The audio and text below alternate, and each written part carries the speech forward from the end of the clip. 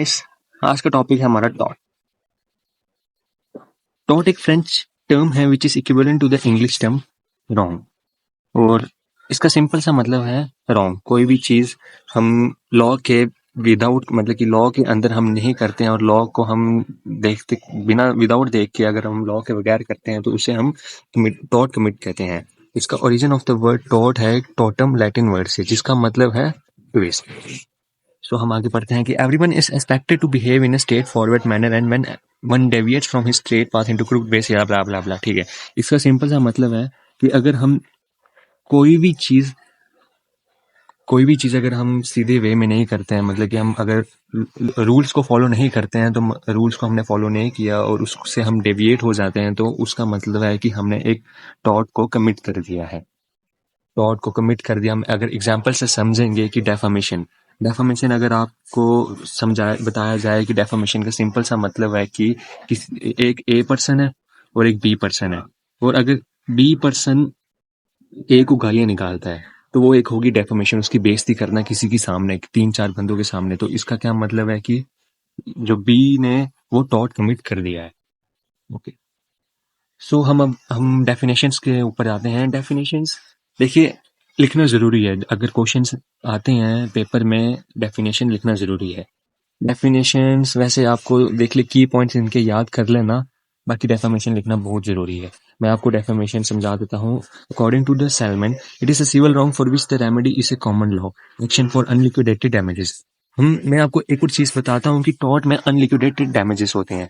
मतलब कि जो डैमेज हुआ है और जो मतलब कि आपको भुगतान करना है वो ऑलरेडी डिसाइडेड नहीं होगा।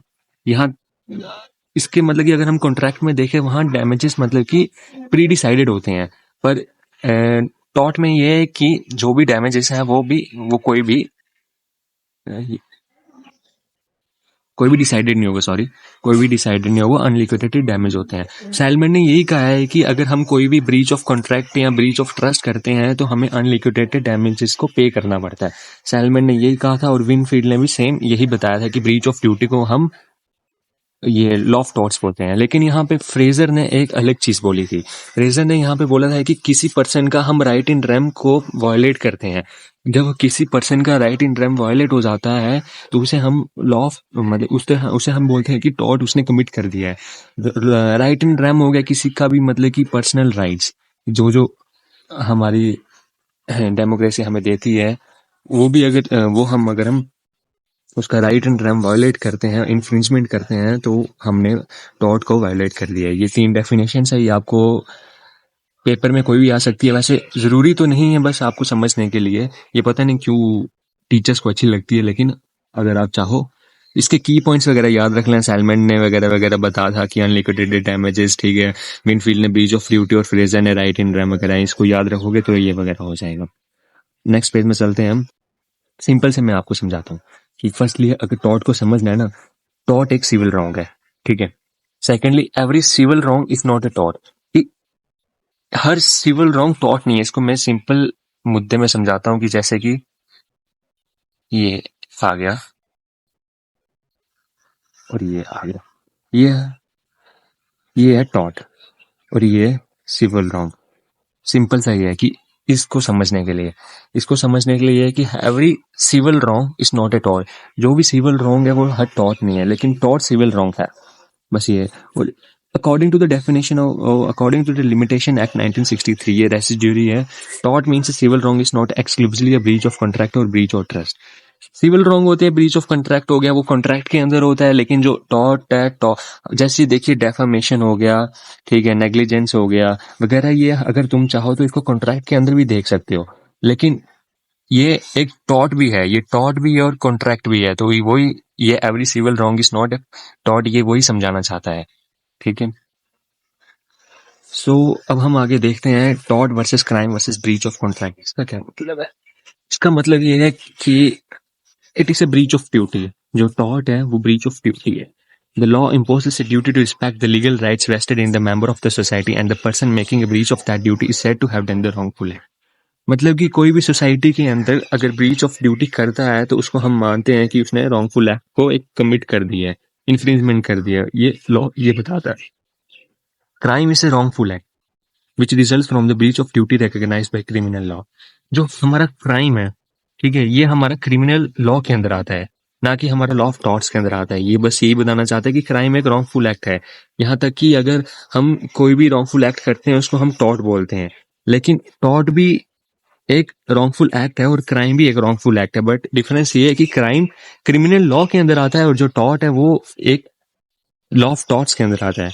आगे हम breach of contract is the non-performance of the duty undertaken by a party to a contract. Tort is a breach of duty recognized under the law. Simple सा यही मतलब वो जो मैं आपको समझा रहा था कि जो एक टॉर्ट है वो ब्रीच ऑफ ड्यूटी है, ना कि ब्रीच ऑफ कॉन्ट्रैक्ट। जो ब्रीच ऑफ कॉन्ट्रैक्ट होता है वो दो पार्टीज के बीच भी होता है, लेकिन टॉर्ट ऐसा नहीं है। हम अगर आपको सिंपल एक मैं चीज बताता हूँ कि ये इसका अगर समझना है ना आपको, एक पार्टी ए है और एक पार्टी बी है, ठीक है। ये दो पार्टी अगर कॉन्ट्रैक्ट में क्या है कि ये दो पार्टी को मतलब कि बी ने कोई भी चीज गलत की है, ठीक है, उसने ए के ऊपर केस कर दिया। अगर क्रिमिनल में हुआ तो इन दोनों को मतलब कि जिसने की है जो गलत है उसको सजा मिलेगी मिलेगी। लेकिन टॉर्ट में क्या होता है कि अगर ये दो पार्टी अगर कोर्ट के बाहर अपना सेटलमेंट कर लेती है तो उनको कोर्ट में जाने की जरूरत नहीं है। सिंपल सी मतलब ये है कि जो मैं आपको समझाना चाहता हूँ। आगे चलते हैं अब हम। वही आ गया यहाँ भी, tort is a private wrong that contravenes the legal rights of an individual और ग्रुप।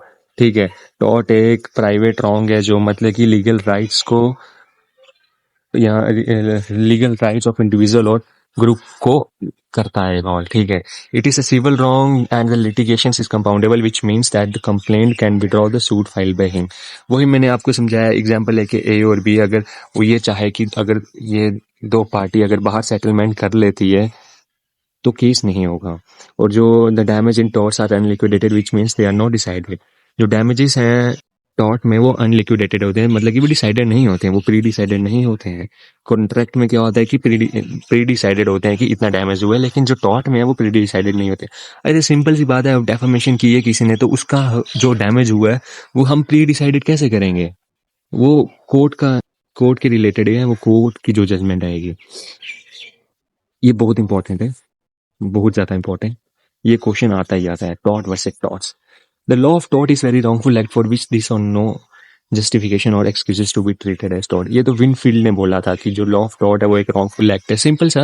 ठीक है, और जो लॉ ऑफ टॉर्ट्स है इसमें एक पिजन होल थ्योरी है। पिजन होल थ्योरी में आपको समझाता हूँ कि ये हो गया, ठीक है, ये एक सर्कल, ये डेफामेशन हो गया, ये नेग्लिजेंस हो गया, ये फ्रॉड हो गया वगैरह वगैरह, ये एक पूरा लॉ ऑफ टॉर्ट्स बना दिया हमने। ठीक है, law of tort simple single one चीज, लेकिन जो लॉ ऑफ टॉर्ट्स है कि अगर किसी ने नेग्लिजेंस किया है या किसी ने डेफामेशन किया वगैरह वगैरह इसके अंतर्गत पिजन होल थ्योरी के अंदर, तो वो हम द लॉ ऑफ टॉर्ट्स को माने जाते हैं। और ये थ्योरी किसने दी है? सेलमैन ने दी है। Consisting only of a number of specific wrongs beyond which the liability under the branch of cannot arises. इसके बगैर जो होगा वो लॉ ऑफ टॉर्ट्स के अंदर नहीं होगा। जो मतलब इसके अंदर और भी चीजें आती हैं वो आप देख लीजिएगा वगैरह वगैरह, ये है बस। सो अगर आपको अच्छी लगी हो तो आप सब्सक्राइब कर सकते हैं, लाइक कर सकते हैं, शेयर कर सकते हैं। अगर आपको मेरी डेली अपडेट्स चाहिए तो मेरे इंस्टाग्राम को फॉलो कर लीजिए। और बाकी अगर आपको नोट्स चाहिए, प्री रिटन चाहिए या डिजिटल चाहिए, आप मेरे टेलीग्राम चैनल को फॉलो कर सकते हैं। इनके लिंक्स मेरे डिस्क्रिप्शन में अवेलेबल है। Thank you.